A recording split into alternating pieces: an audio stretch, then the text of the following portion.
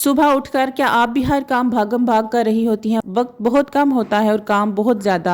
आपको याद आता है कि आटा भी नहीं गूंदा, बच्चों के लंच की भी कोई प्रिपरेशन नहीं और यूनिफॉर्म भी बच्चों के रेडी नहीं है। काम बहुत ज़्यादा होते हैं और वक्त बहुत कम होता है। तो आज के व्लॉग में मैं आपके साथ अपनी ऐसी रूटीन शेयर करूंगी जिसको फॉलो करके आप भी मेरी तरह अपने किचन को हर वक्त साफ सुथरा और सुबह की भाग दौड़ से बचा सकती हैं। साथ ही आपको किचन की ऑर्गेनाइजेशन और क्लीनिंग की भी कुछ टिप्स दूंगी। तो वीडियो को स्टार्ट करते हैं। अस्सलाम वालेकुम, क्या हाल चाल है और कैसे हैं सब?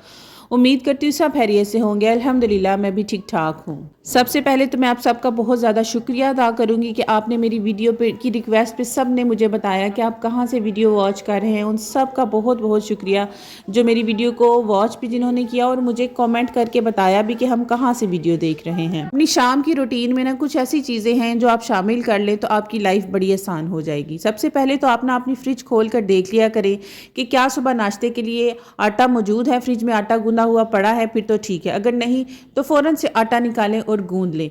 दूसरी चीज़, अपने बच्चों से ना ये पूछ लिया करें कि लंच में क्या लेकर जाना है। बच्चों से पूछ कर डिसाइड कर लें और कुछ ऐसी चीज़ें बनाकर फ्रीज़ भी कर लिया करें कि जब कभी हम थके हों या दिल ना कर रहा हो कुछ भी करने को, तो उस टाइम पे हम बच्चों को वो चीज़ें निकालें और बच्चों को ईज़िली फ्राई कर दें या कुछ भी उनका करके सैंडविच वगैरह बनाकर दे दें।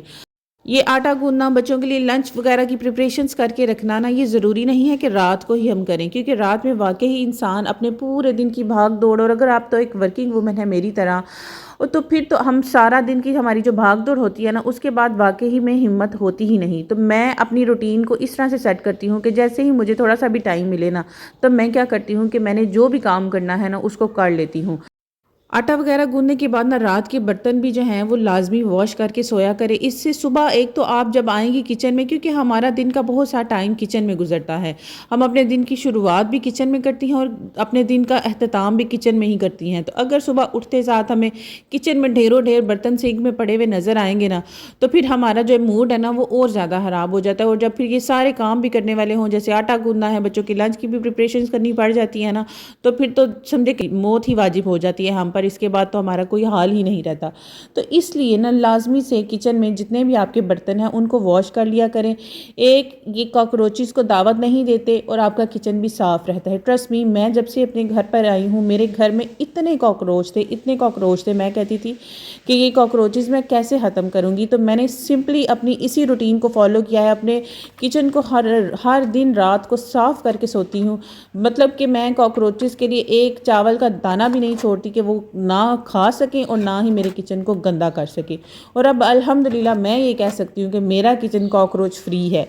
तो अपने किचन को आपने भी अगर कॉकरोच फ्री बनाना है ना, तो आपने बस क्या करना है कि अपने किचन को, स्पेशली बर्तनों को और अपनी जो शेल्फ़ है ना उसको साफ़ रखना है। उसके ऊपर कोई गंद नहीं होना चाहिए कि कॉकरोचेस को कुछ भी खाने को ना मिले। इवन मेरे घर में एक दफ़ा चूहा आ गया था और उसको भी मैंने इसी तरह से भगाया है कि उसको मैंने भूखा मारा है, और वो यकीन करें कि वो मेरा घर छोड़कर खुद ही चला गया कि भाई इधर तो खाने को कुछ मिलता ही नहीं। इवन रात की जब चूहा आ जाए ना, तो मैं रात जो बची रोटियां होती थी ना, जो छान बुरे टुकड़े में हम देते हैं, तो उनको भी मैं कवर करके रखना स्टार्ट कर दिया था ताकि ये चूहा मेरे घर से भाग जाए। तो ये सारी चीज़ें हमारी एक तो टाइम मैनेजमेंट में आती हैं, हमारे घर को साफ़ सुथरा रखने में आती है, और साथ ही साथ ना जो हमारा किचन है ना वो कीड़ों मकोड़ों से भी साफ़ हो जाता है। हमारी हाइजीन भी इससे मेंटेन रहती है। अब बर्तन मेरे सारे चूँकि वॉश हो चुके हैं ना, तो बस रात को ना ये 2-2 मिनट के काम होते हैं। हमें लगता है कि काम बहुत ज़्यादा है, जबकि 2-2 ही मिनट के काम होते हैं। तो बस ना साथ ही आपने ना क्या करना है, उसी लेमन मैक्स वाले कपड़े के साथ ना थोड़ा सा जो सोप लगाए अपनी टैब को, और साथ ही साथ चूल्हे के ऊपर भी वही कपड़ा लगा दें। इससे जो कम से कम चूल्हे के ऊपर कुकिंग करते वक्त ऑयल जो स्पिल हो जाता है, या और भी कोई छोटे छोटे जो भी चीज़ें इसके ऊपर गिर जाती हैं ना, रोटियां बनाते वक्त खुश्क आटा लग जाता है, तो ये सारी चीज़ें चूल्हे के ऊपर से ना साफ़ करके ना सोया करें, ताकि अगर आप सुबह किचन में आए ना, तो आप किचन को देख के ना एक आपका जो दिल है ना वो घबरा ना जाए, बल्कि आप खुश हों कि हाँ मेरा किचन कितना साफ़ सुथरा है, कितना मैनेजेबल है। और इससे ना आपको खुद भी खुशी होगी, आपको जो जहनी सुकून है ना वो भी बहुत ज़्यादा मिलेगा। प्रीवियस भी बहुत सी वीडियोस में मैंने ये चीज़ मेंशन की है कि मैं पूरा दिन का किचन का जितना भी कूड़ा होता है ना, वो एक टोकरी रख लेती हूँ स्पेशल, और उसी में सारा दिन शॉपर में डाल के रखती जाती हूँ। क्योंकि जो डस्टबिन है ना वो सिर्फ और सिर्फ किचन के कूड़े की वजह से गंदे होते हैं, अदरवाइज़ तो पूरे घर में गंद होता ही नहीं सिवाय मिट्टी और रेत के। तो बस आप भी ना अपने टाइम को ऐसे मैनेज करें और अपनी चीज़ों को ना ऐसे ऑर्गेनाइज़ करें कि आपकी हर चीज़ साफ़-सुथरी और ऑर्गेनाइज़ लगे। अब घर है, घर होटल तो होता नहीं कि जो हर वक़्त चमकता रहे, लेकिन यही कुछ तरीके होते हैं जो हमने अपनाने होते हैं और हमारा घर एक साफ़-सुथरा और ऑर्गेनाइज़ लगता है कि ऐसे ही लगता है कि वाक़ई यहाँ पर ना कोई रहता नहीं, और वैसे हमारी ख़्वाहिश भी यही होती है कि घर ऐसा चमक रहा हो कि जैसे इधर कोई भी नहीं रहता।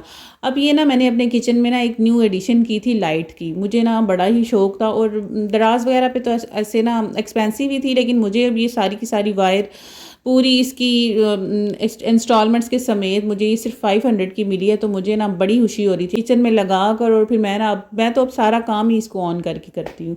और रात की रूटीन में ना हमेशा हमेशा अपने बच्चों का कुरान पाक ज़रूर सुना करें, चाहे आपके बच्चे कारी साहब के पास जाते हैं, मस्जिद में जाते हैं, या किसी को कोई घर पे पढ़ाने आता है, कोई भी चीज़ है, लेकिन आपने अपने बच्चों का कुरान पाक रोज़ाना रात को ना लाजमी सुनना है। एक तो आपको भी पता चलेगा कि आपका बच्चा पढ़ क्या रहा है, दूसरा इससे हमें सवाब भी होगा कि हमारे अल्लाह पाक भी हमें हमसे खुश होंगे कि ये अपने बच्चे की अच्छी तरबियत कर रही है। और हमारी औलाद को भी ना ये सबक मिलेगा कि हमने भी अपने बच्चों के साथ ये तरीक़ाकार अपनाना है, अपने बच्चों की ऐसे ही परवरिश करनी है। तो घर को सजाने और सँवारने के साथ ना अपने दीन को और अपनी औलाद की तरबियत को भी ध्यान दिया करें, फ़ोकस किया करें। सिर्फ़ बिल्कुल भी कारी साहब पे, ट्यूशन्स पे अपने बच्चों को मत छोड़ा करें। ट्यूशन्स वग़ैरह वालियाँ जो है ना, वो सिर्फ़ पैसे लेती हैं और बस, इसके अलावा उनका कोई काम नहीं होता। बहुत कम, बहुत रेयर केस में अच्छी ट्यूशन वाली मिल जाती है। अब जब तक मेरा बच्चा स्पारा पढ़ रहा था ना, मैंने इसके लिए जो इनकी लंच के लिए ना प्रिपरेशंस थी ना, वो भी कर ली थी। अब ये नेक्स्ट मॉर्निंग में मैं इनके लिए चिप्स फ्राई कर रही हूँ, क्योंकि मुझे उन्होंने कहा था रात को कि हमने चिप्स खानी है। तो मैंने ना बैठे बैठे उसका स्पारा भी सुना दोनों बच्चों का, और साथ ही साथ इनके लिए चिप्स भी काट लिए कि मेरा जो बैठे बैठे काम है ना, वो भी हो जाए। तो अपने आप को आपने ना ऐसे मल्टीटास्किंग बनाना है, अपने टाइम का प्रॉपर यूज़ करना है, और हर चीज़ आपकी ऐसे मैनेजेबल रहेगी, ऐसे ऑर्गेनाइज रहेगी, आपको ना भाग दौड़ लगानी ही नहीं पड़ेगी। आप बड़ी रिलैक्स होकर अपने सारे कामों को कर सकती हैं। अगर आप अपने टाइम को मैनेज करें और खुद को मल्टीटास्किंग बना लें, तो आप सब कुछ कर सकती हैं। तो बस जी, आज के ब्लॉग के लिए इतना ही। अब आपसे मैं मुलाकात करूंगी रमज़ान की प्रिपरेशन के ब्लॉग के साथ। तब तक के लिए दुआ में याद रखिएगा। मैं भी आपको अपनी दुआओं में याद रखूंगी। अल्लाह हाफिज़।